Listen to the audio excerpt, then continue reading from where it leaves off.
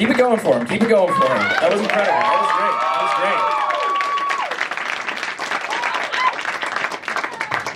great. Give it up for Daniel Lapeton. Awesome on the time.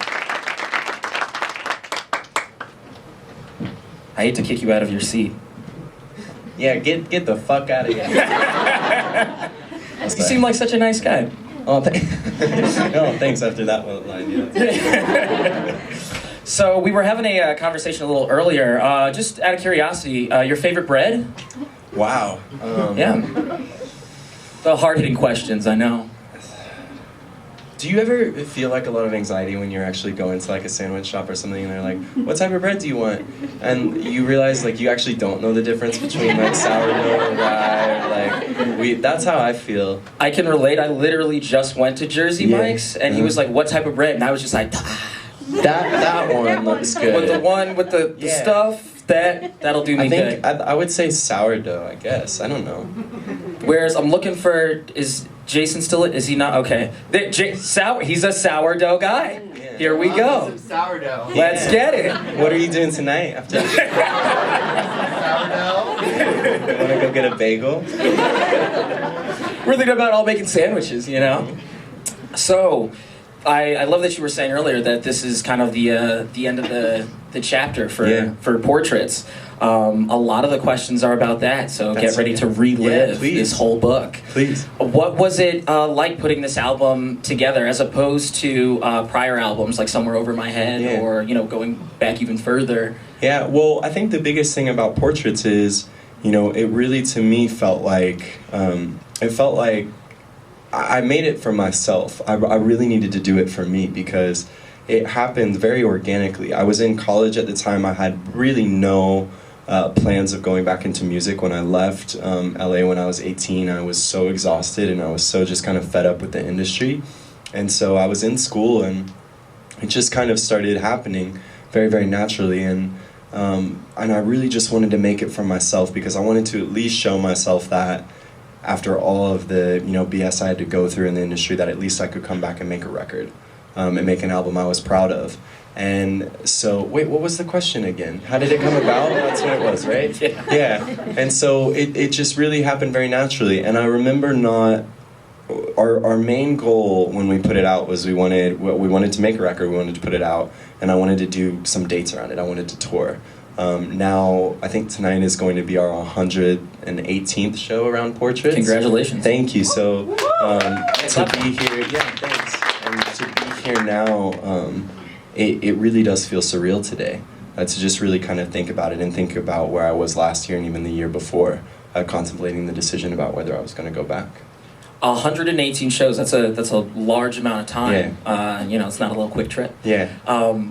What did you learn? How has that changed Greyson Chance? How has this tour made the whatever you have coming next? Yeah. What about this tour influenced you as a person, the music going forward? Yeah. All of it.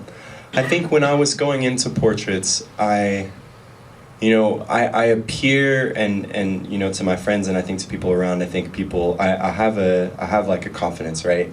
Appear like this, but in many ways I go back to the room at the end of the night and I don't feel as confident and I'm not so sure in myself. And I think what this year taught me is when I was going into the record, I didn't know if I belonged up here yet. And what this year taught me was that I do. And I think what's important to realize too is I began to view myself in the same way, like I go to shows to like get away from life. I go to like have fun, drink a little too much, party, have a good time, and to just really kind of sink into the music, right? And at the beginning of our show, I tell the crowd, this is an hour and a half to escape. And I feel like that's my purpose now, is for everyone who's coming to buy a ticket, I know that I belong on that stage and I know that I can do what I go to other musicians for too. And that was a really cool thing to learn this year. Just worked on my confidence, I think. And I think it's interesting that you say that because listening to Portraits, I feel like there are pockets of the album where you can hear the confidence shining through. Like, I think the one that stuck with me the most was how you told the story about your mother talking to you about the difference between a boy and a man. But the way you went about telling it, it was it seemed like you were very in control of the story. It's one of your favorite stories to tell. So I definitely see the confidence, you know, in the music, and you know, just based on the way you play, whether it's a small room like this, I'm assuming world tour, huge shows. So yeah, no, I think that's awesome. The next album too, I think it feels really, it just feels like the perfect thing after Portraits, because I think Portraits really described me well within that year. I think it really was a great snapshot of here was how I was feeling throughout the year, and now as I'm putting this one together and compiling it, I'm like, oh, this is the same thing. It's like, but the year's different. And a lot has changed. Well, that's good. I'm liking that. It sounds like there's going to be some familiarity. Oh yeah, very much so. Awesome. Kind of random, but when you did that Gucci photo shoot, and you got in the trash can, and they said to you, "We're gonna dress you up. The drip is gonna be crazy, but you have to get in a trash can." No, but here's the thing though. Okay. So that's not how it went. Oh, okay. Yeah, no, please tell the story. Tell the story then. So we were doing a shoot. It's a piece, a feature for Euphoria magazine actually, and so they brought a bunch of, now also too, so when I was younger and I would go to these things, right? Like they have a stylist on set, and that stylist comes prepared with clothes and this entire thing. So when I was younger, I would just kind of let them put me in whatever, and I just wouldn't say it. I wouldn't say that I didn't like it, you know, and I would, even if I hated it, I would just go with it. And now, I don't do anything on that shoot until I walk in and I meet the stylist, and I look through the rack, and I look at this person, and it's usually someone new, and I'm like, okay, here's the deal. I'm just gonna be blunt with you, and we're gonna get to an end goal way faster than if I just shy away. And I go through that rack and I say, that should be burned. I hate that. I would never wear that. Why the fuck? Or sorry, I can't curse here. Why did you bring that here? Like, and then I'll find a piece and I'm like, oh my God, you're the most amazing, talented. I love you. Like, we should, you know, all these things. So I go through the rack, and I found that Gucci, and I said, yeah, we should do this. And so that was one of like the second or third looks. So we're walking, and the photographer had a setup in mind. And so we're walking down the street, and I see this green trash can, and it's empty. And I'm like, it's like, guys, like, it matches, like, that would be so cool. And they're all like, nah. And then I'm like, no, let me get in it. And then I was like, do we have any lights? And they're like, yeah. And so I was like, hey, let's figure this out. And the photographer was like a little hesitant on it. But they were really pissed because they were just moving super slow. Like, they weren't letting me get in, and I just wanted to get in. But I got into that trash can. Now it was empty, but the shoes I had on were Gucci too. And they were really pissed that I did that. But the photos looked awesome. It looks great. It looks great. But I was looking at a lot of them, and I was like, I wonder what the creative concept was behind getting in a trash can. No, that's just me being like, yo, that's cool. Dope. That's awesome. That's awesome. So, Portraits plays almost like, you're in this kind of lounge setting when you're, talking about, you've got the stories, you're, asking the cab driver about the strip clubs in Vegas. It's very intimate, and the songs are very anthemic, and I can understand between, you being an artist for so long, like why you've got such an eclectic fan base. Like people have grown with you, but it's like you're talking one-on-one with them when you're making your music. So I thought I would ask some of your fans some questions that they would like you to answer. Yeah. And why does everybody think they're crackheads? Because I put this question out on Twitter. Let me explain. I put it out on Twitter, and the questions were all over the place. Some great, some nuts. Yeah. But then they would be like, does he think we're crackheads? And I'm like, this is the fourth person to use the word crackheads. I was like, is that like the fan army name? It's really, no, but it should be.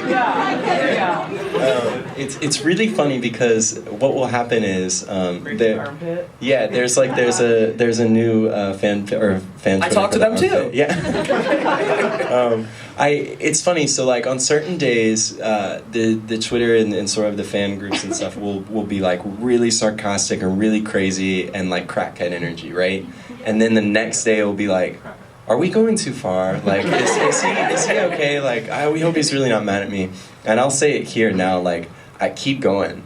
I think the meme culture is hilarious to me. Great. I'll pass on the message. Yeah, Twitter is, keep going. Unless it's like super hurtful and, I don't know. But I guess it's hard to find a line. Yeah, I don't know. So I think there's a lot of crackhead energy on Twitter. Yeah, no, I love that Twitter is a free thing you can get. It costs no money to download Twitter, and it is infinite comedy. Like, people are not, we're all crackheads, first and foremost.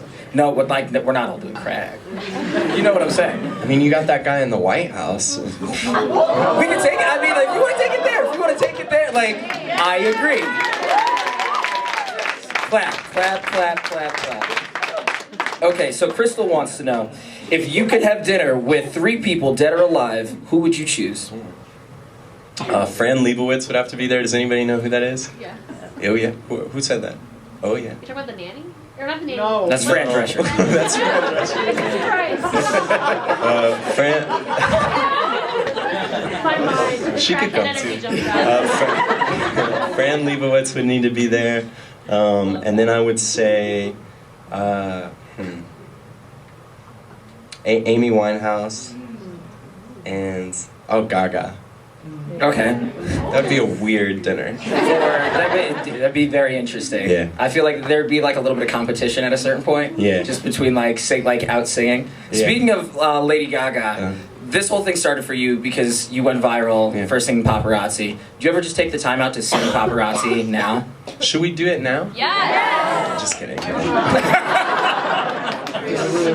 No, I never do. And the reason why too, there was a moment when I was probably like 16 where I was going through just a lot. I'd just been dropped and was trying to, dropped by the label, dropped by the management, everything was happening.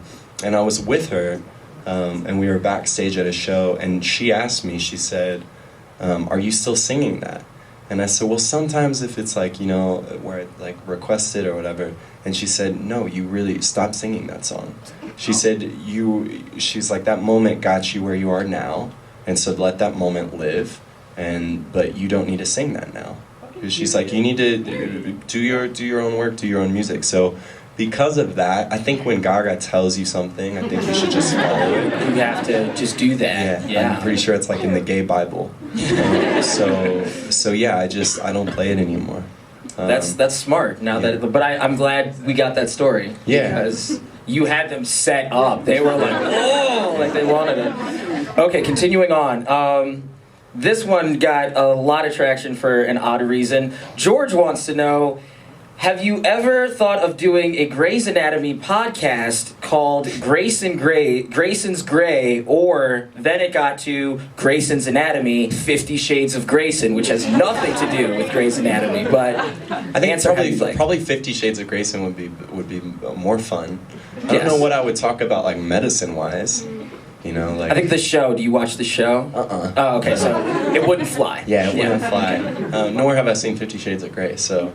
I probably won't ever have a podcast. I think it's safe to say that that's not going to happen. I think your albums kind of get the job done. Yeah. Ava wants to know, and I think everybody else in the room as well, when is the new album coming? Well, so the single is coming out February 21st, and the album will be following that very shortly. It's probably going to be a few months after. Okay. So I really, my whole goal was I really want to get through tonight, and then it's like off to the races for the next stuff. But I want to give Portraits a proper period, proper ending. Awesome. Drew, very insightful one. Do you think there's a common thread, element, or characteristic in your music that people would identify and say, this is a Greyson Chance song? My goal for everything moving forward is, in the same way that like I'm a huge Brandi Carlile fan, and what I like about her music is I know that it's coming from it. She's just a really authentic storyteller, and I think that's what I want to get across the most. I think I want people to know, regardless of, the style of music or the style of a particular song, I want people to know that it's intentional. I'm really not going into the studio and just being like, oh yeah, that's a cool word, that's a cool line, let's throw that in there. I'm really thinking about this and thinking about the purpose behind it, and how I want people to perceive things. So I hope people just feel as if it's honest and it's authentic. Because in many ways it is. Most of everything that's on this record starts with me on the keys. Right. You know, and I like that, and I want to keep that up. Awesome. Great answer. Chloe wants to know, if you could be a chicken finger or a cheeseburger, which one would you be? I'm a pescatarian, so I would be a sushi roll. Hell yeah. Yeah, of all the fish things you could have been. Yeah. Good job. Yeah. Thanks. Okay, I ask everybody this question to close out. It's a little morbid, but it gets straight to the point. Imagine a meteor is coming towards Earth, about to take us out. We got Thank God, finally some rest. Yeah, right? You know, could we just get yeeted straight into the sun? That'd be dope. You got like 3 minutes, 45 seconds. You can play one song. What song are you playing?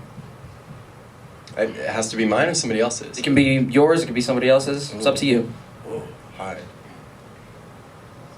I think I would do Our Day Will Come and We'll Have Everything. That Amy record. I'm actually not sure if it's a cover or not. But it was on Lioness. It was on her after her death. I love that song.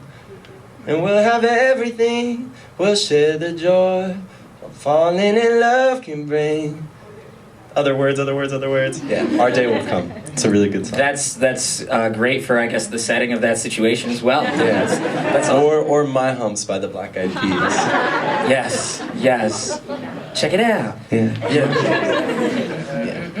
Greyson Chance, everybody. Thank you so much. We love you, man. This was incredible.